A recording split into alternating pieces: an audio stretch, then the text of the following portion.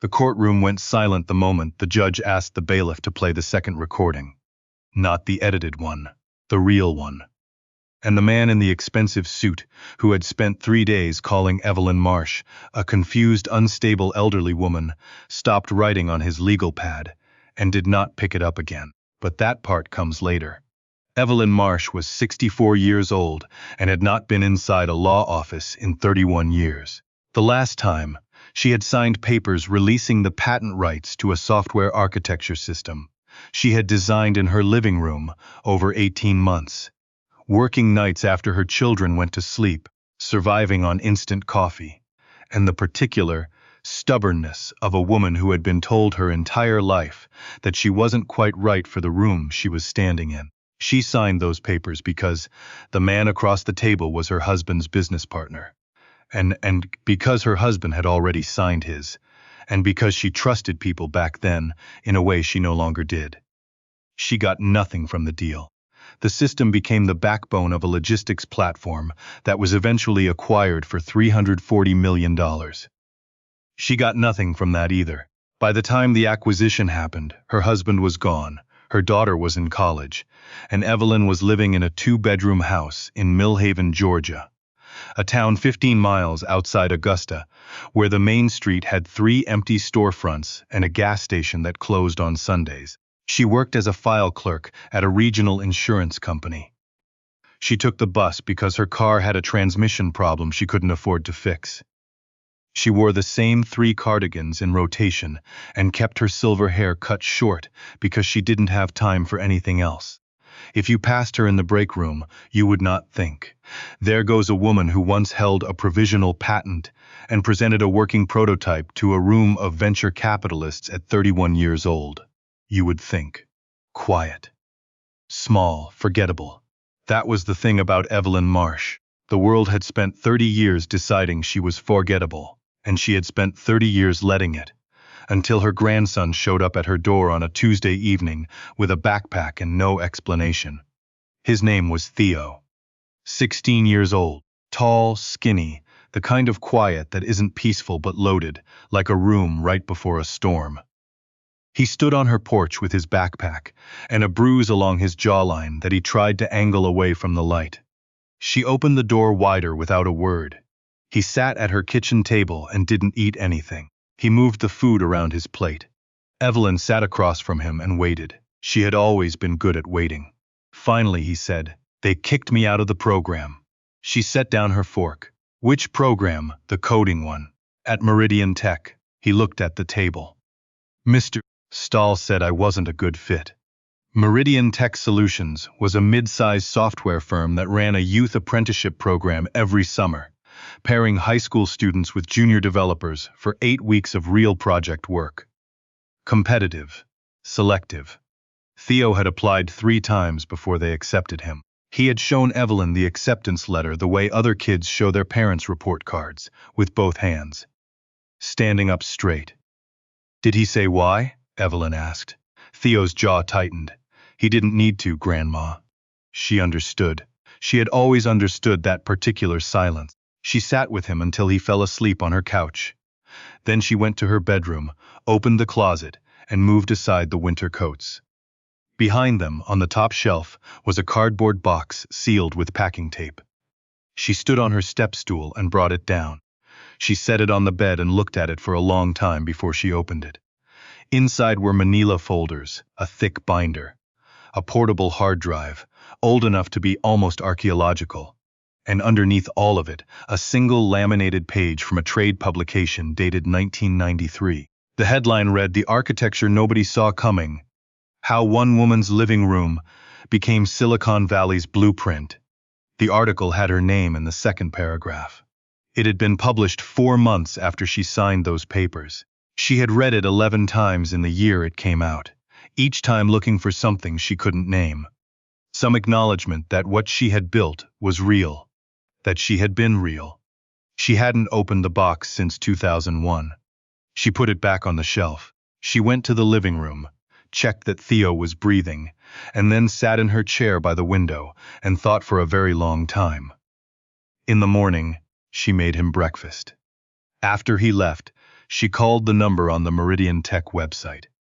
The receptionist told her that Mitchell Stahl was unavailable. Evelyn said she would wait. She was put on hold for 14 minutes. She stayed on the line. When Mitchell Stahl finally picked up, his voice had the particular texture of a man who expects the conversation to last 90 seconds.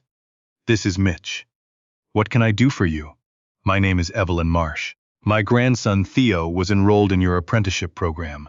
He came home yesterday with his things and a bruise on his face, and I'd like to understand what happened." A pause. The sound of something being set down. Mrs. Marsh. Ems. "Marsh, I appreciate your concern, but participant matters are confidential.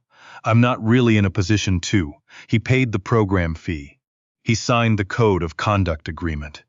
He completed all 3 pre-program assignments and scored in the top 2 of his cohort on the technical assessment. I have copies of all of that. Another pause. Longer this time. "I'll be at your office tomorrow at 9, Evelyn said. "If that doesn't work, I can come Thursday." She came Wednesday. Meridian Tech Solutions occupied the 4th floor of a glass building off Riverfront Drive in Augusta. The lobby had pendant lights and a feature wall with the company logo and the words "Built by the Bold." A receptionist in a headset checked her in with the particular efficiency of someone trained to be pleasant to everyone and accountable to no one. Evelyn wore her navy cardigan. She carried a canvas tote bag. She sat in a chair near the window and waited. Mitchell Stahl kept her waiting for 35 minutes. She counted. He came out eventually, the way men like him always come out. Walking like the hallway belongs to him, hand already extended for a shake that assumes goodwill. Mid-40s. Polo shirt. The kind of easy confidence that comes from never having been told to wait. "Mrs. Marsh." He shook her hand. "I've got about 15 minutes, so that should be enough," she said. He led her to a small conference room with a glass wall that looked out onto an open office. Developers at standing desks, whiteboards covered in diagrams, the smell of fresh coffee from a machine that probably cost more than her monthly rent. He sat across from her and folded his hands. Settled. Prepared. He had done this before. "I understand you're concerned about Theo," he said. "He's a bright kid, but this program requires a certain level of..." He scored 92 on the technical assessment. Scores aren't everything. What is everything then? Stahl tilted his head. A practiced move. Sympathetic, final, culture fit, coachability. The ability to work in a high-performance environment without causing disruptions. What disruption did he cause? "I'm not able to get into specifics. You gave him a bruise." The room went quiet. Not the kind of quiet that follows a polite exchange. The kind that follows an accusation. Stahl's expression shifted. "Not much. Just enough." "I beg your pardon?" "He came home with a bruise on his jaw. I'd like to know how that happened in a software company. That's a serious allegation. I'm a serious person." He looked at her then, really looked, the way he might look at something he'd initially dismissed as furniture and now wasn't sure about. He leaned back in his chair. His voice dropped half a register. "Miss Marsh, I've been running this program for 9 years.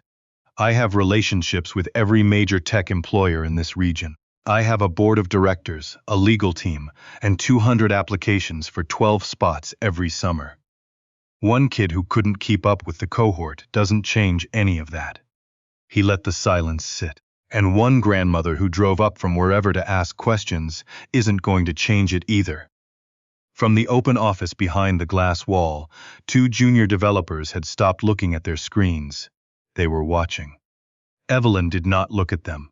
She looked at Mitchell Stahl. "I drove 40 minutes, she said. "Not from wherever." He smiled. Not a kind smile. "I think we're done here. I'd like to speak with your HR director. She's not available." "Then I'll wait." His smile thinned. "I'll have someone walk you out. I'd rather walk myself." Evelyn picked up her canvas tote. She stood.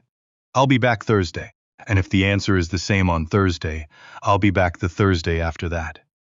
She paused at the door. "I have time, Mr. Stahl. I'm retired." She was not technically retired, but the look on his face was worth the imprecision. She drove home. She made tea. She sat at the kitchen table and opened her laptop, the one Theo had set up for her 2 Christmases ago, walking her through every step with more patience than most adults manage. And she started writing.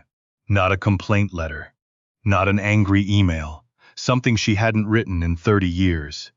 Code. It came back the way muscle memory always does. Slowly at first, then all at once.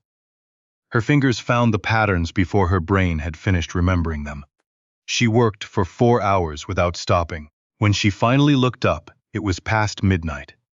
And she had written a complete diagnostic program that mapped every publicly accessible data point in Meridian Tech's apprenticeship intake process and cross-referenced it against publicly available demographic data from the regional school district. The result was a pattern, clear, documented, replicable. Over 9 years, Meridian Tech's apprenticeship program had accepted 108 students. 94 were white, 8 were Asian, 5 were Hispanic, 1 was black. That one had left the program early. Theo was the second. She saved the file. She printed it. She put it in a folder. Then she called her daughter. Renata Marsh drove down from Atlanta on a Friday night. She walked in the door the way she always did, fast, tense, still in her work clothes, the particular weariness of a woman who had been managing other people's crises all week and was now being asked to manage her mother's. Mama. She dropped her bag on the counter. What is going on? Evelyn set the folder on the table. Renata opened it. She read it once quickly, then again slowly. When she looked up, something in her face had changed. Where did you get this? I built it. Renata looked at her mother for a long moment. You built a demographic analysis program. It wasn't complicated. 3 days, Mama? Renata pressed her hands flat on the table. Why didn't you tell me you could do this? Evelyn looked at her daughter. You never asked. The silence that followed was the kind that contains 30 years inside it. Renata sat down. What do you want to do with this? I want to give it to someone who can use it. She found him through the pastor at her church, a civil rights attorney named Douglas Ibarra, who worked out of a 3-room office above a dry cleaner on Telfair Street, and drove a 10-year-old Camry, and had never in his life taken a case he didn't believe in. He called her the same day she sent the file, Mrs. Marsh. His voice was careful, the voice of a man thinking about several things at once. This is a substantial piece of work. Is it enough? It's a start. He paused. I need to ask you something. Do you have any personal history in the technology industry? She told him. All of it. The patent, the design, the papers she signed, the $340 million she never saw. He was quiet for a long time. Mrs. Marsh, he said finally, I'd like to meet with you. What happened next moved faster than Evelyn expected and slower than Theo needed. The legal process was not a movie. It was paperwork and waiting, and more paperwork and discovery requests and depositions and the particular grinding patience of watching something important move at the speed of institutional caution. Meridian Tech's legal team was efficient. They filed motions. They questioned Evelyn's technical credentials. They noted that she had not worked in software in over 3 decades. They submitted a declaration from a former employee stating that Theo had been difficult to manage and resistant to feedback. Evelyn read every filing. She asked Douglas to explain the ones she didn't understand. She took notes in a spiral notebook with a pen she'd had since 2009. She did not appear in public. She did not post anything online. She went to work, rode the bus, made Theo dinner on the nights he came over, and waited. Stahl gave one interview. A local business publication. He described himself as a champion of diversity in tech. He listed his program's metrics. He mentioned, without naming her, that a disgruntled family member had made unfounded allegations that his legal team was fully prepared to address. The article ran with a photo of him in front of the Meridian Tech logo. Arms crossed, confident. The headline: Local Tech Leader Stands by Apprenticeship Program Amid Controversy. He posted it to LinkedIn. It got 412 likes. 2 days later, a former apprenticeship participant posted a response in the comments. Then another.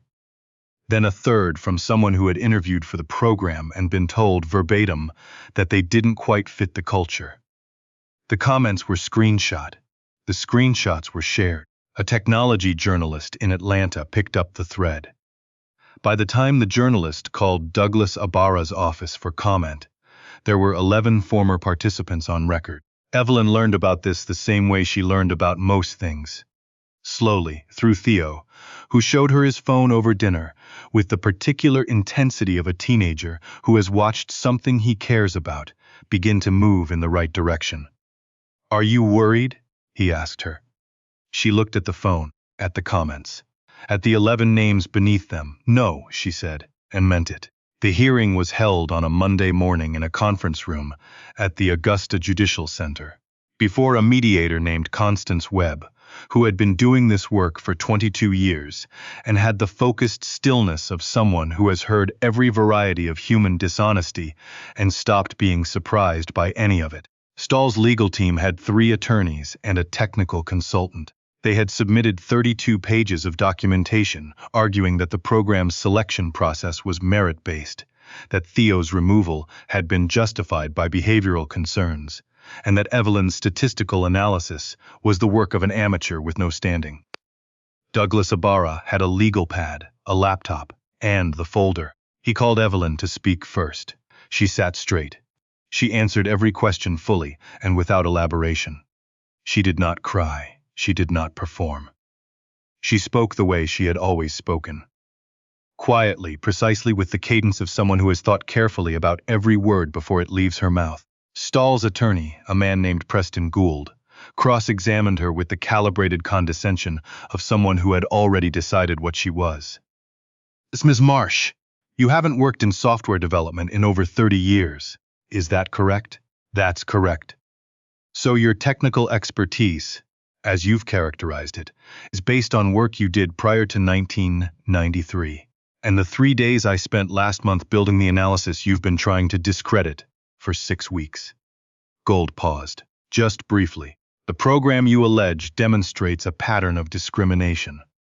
The program that documents it. You're not a statistician." "No, I'm a software architect.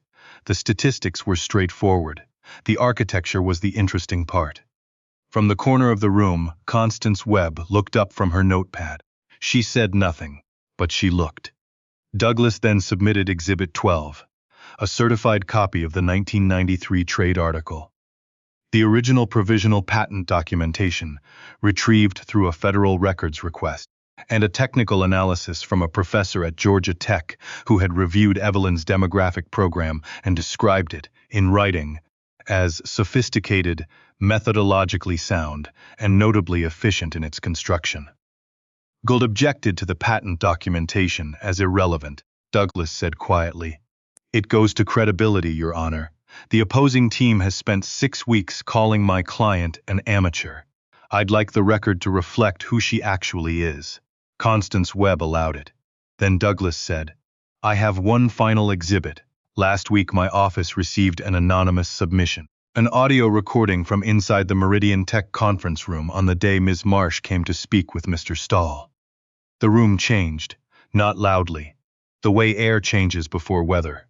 Gould was on his feet. "Objection. The origin of that recording has been verified by a certified audio forensics analyst," Douglas said. "It was recorded on a personal device. Georgia is a one-party consent state. The individual who made the recording was present in the room." He pressed play. The conference room listened in absolute silence. They heard Stahl's voice, clear and unhurried. "One kid who couldn't keep up with the cohort doesn't change any of that.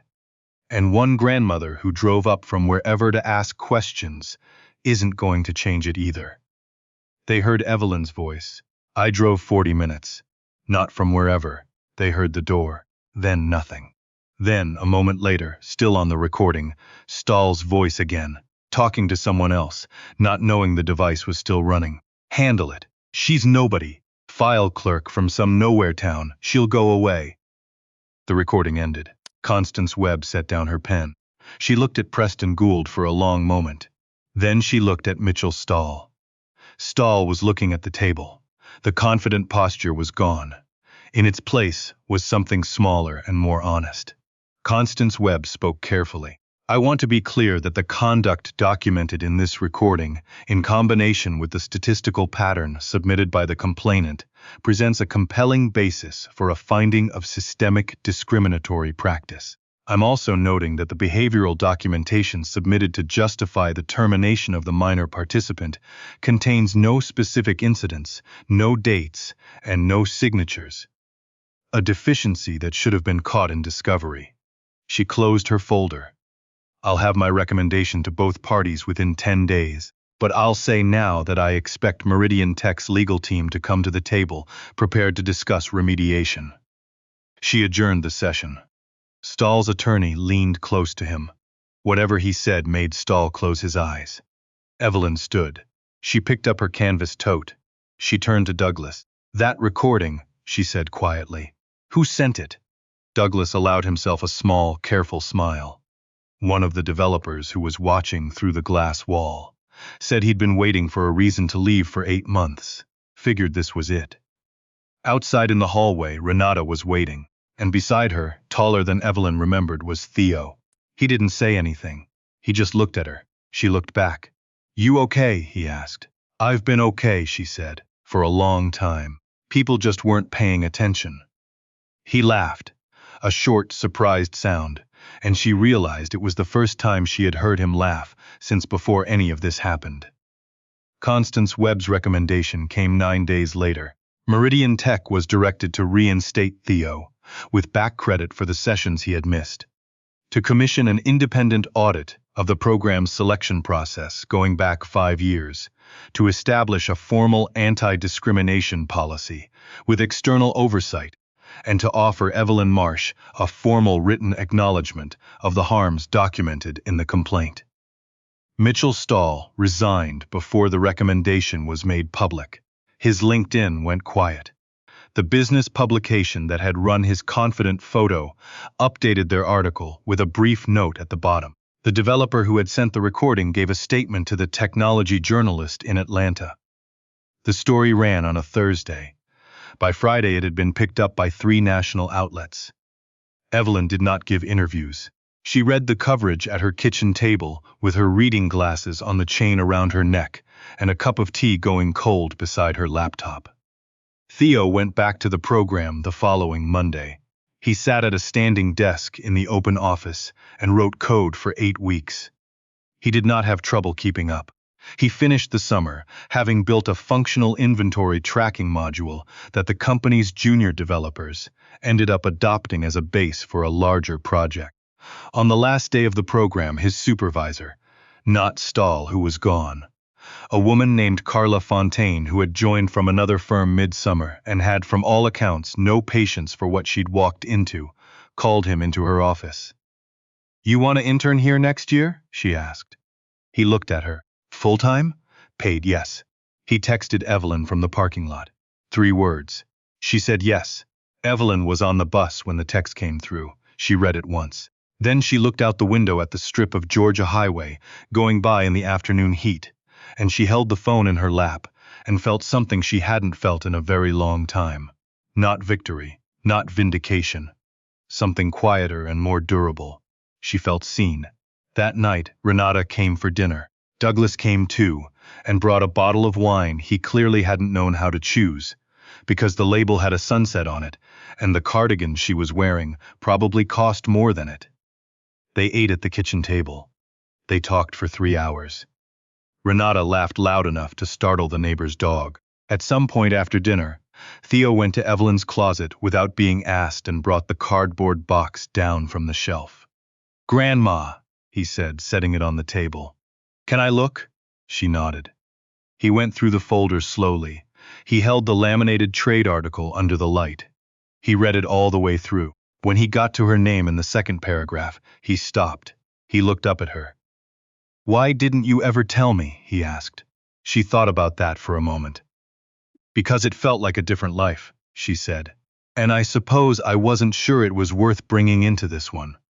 Theo looked at the article, then at her. "It's the same life, Grandma." She didn't answer, but she reached over and put her hand over his. The portable hard drive still worked. Theo spent a Saturday afternoon with an adapter cable and a lot of patience transferring the files to a modern format. He showed Evelyn what was on it. She had forgotten most of it. The architecture looked dated now, technically. But the logic underneath it, the core design philosophy, the way she had solved the particular problem of routing data through an unstable network without losing structural integrity, that part, Theo told her, was still elegant. Still elegant, she said. After 30 years, some things are. The self-defense class she eventually started was not planned. It happened because a woman at her church named Josephine, who was 71 and had been mugged twice in the past year, and had started keeping her curtains closed all day, because it felt safer, heard something about Evelyn's story, and showed up at her door one evening asking if she was the woman who had taken on that tech company. "I didn't take them on," Evelyn said. "I just kept showing up." "That's the same thing," Josephine said. They talked for 2 hours. Josephine asked if Evelyn knew anything about self-defense. Evelyn said she had studied Krav Maga for 6 years when her daughter was small, because she'd been mugged once herself and had decided that was going to be the last time. Josephine's eyes went wide. "Would you teach me?" she asked. The first class was 4 women in Evelyn's living room with the furniture pushed back. The second was 8 women in the community center. By the fourth, she had asked Douglas if there was a grant available for programming like this. Free self-defense training for women over 60, and he had found one inside 2 weeks. She held classes every other Saturday. She did not talk about Meridian Tech. She did not give speeches. She moved slowly when she needed to, and when she demonstrated something her body had been doing for 25 years, she did it exactly once and told them, "Your body already knows. Trust it." 2 weeks after the technology journalist's story ran nationally, Evelyn received an email from a software company in Atlanta. Not Meridian Tech, a different one, smaller, newer, with a co-founder who had apparently read the story twice and printed the demographic analysis and taped it to his wall. He asked if she would be willing to consult on the design of their engineering pipeline. He mentioned that the professor from Georgia Tech had told him, unprompted, that the program she had built in 3 days was cleaner than most things he'd seen from senior developers. She said she would think about it. She said yes the next day. The portable hard drive went back on the shelf, but the cardboard box did not. Theo kept the laminated article. He framed it and hung it in his room next to a whiteboard full of his own diagrams. When his friends asked about it, he told them the whole story. Every time. Some people carry their history folded up in the dark, waiting for someone to ask. Evelyn carried hers for 30 years because nobody thought to ask, or because the people who might have assumed the answer. And here's what I want you to hold on to from this story. The thing that was real about her didn't stop being real because the world stopped looking. It waited. In a cedar chest, in a cardboard box, in the architecture of how she thought, patient, precise, undiminished. The world didn't give her back what it took, but it gave her something the years couldn't touch. The moment her grandson read her name in that second paragraph and looked up at her, like she was someone he was meeting for the first time. Some recognitions arrive 30 years late. They still count. They still matter. They are still everything. If someone in your life is carrying something the world forgot to ask about, ask. Drop it. In the comments I read every single one, and if this story stayed with you, share it with someone who needs it today. Because the people the world overlooks are not gone. They are waiting, quiet and ready, for someone to finally pay attention.